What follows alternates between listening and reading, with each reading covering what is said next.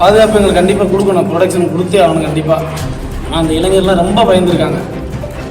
கூடயே இருந்தவங்க அந்த சம்பவத்தில் அந்த அந்த நிகழ்வுலேருந்து வெளியே வர முடியாத சூழ்நிலையில் இந்த மாதிரி ஒரு பிரச்சனைகள் போலீஸுக்கு ஆப்போசிட்டாக போகும்போது அவங்களால மனசு வெளியில் சொல்ல முடியல, அவங்களால பேசவே மாட்டுறாங்க. அந்த மாதிரி சூழ்நிலையில் இருக்காங்க.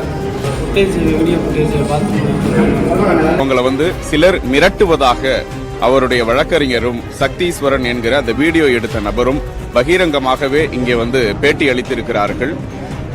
நீதிபதி அவர்கள் தங்களை சாட்சியை கலைப்பதற்கோ எந்த விதமான துன்புறுத்தலும் எங்களுக்கு வந்துவிடக்கூடாது, இந்த ஒரு சம்பவம் எங்களுக்கு நகழ்ந்து விடக்கூடாது என இன்னைக்கு பெட்டிஷன் போட்டிருக்காங்க. நீதிபதியிடம் காவல்துறையினர் பாதுகாப்பு, சக்தி ஈஸ்வரன் அவங்களுடைய குடும்பத்தினர் மற்றும் அருகாமையில் இருக்கக்கூடிய சாட்சியங்கள் எல்லாத்திற்குமே பாதுகாப்பு வழங்கிட வேண்டும்.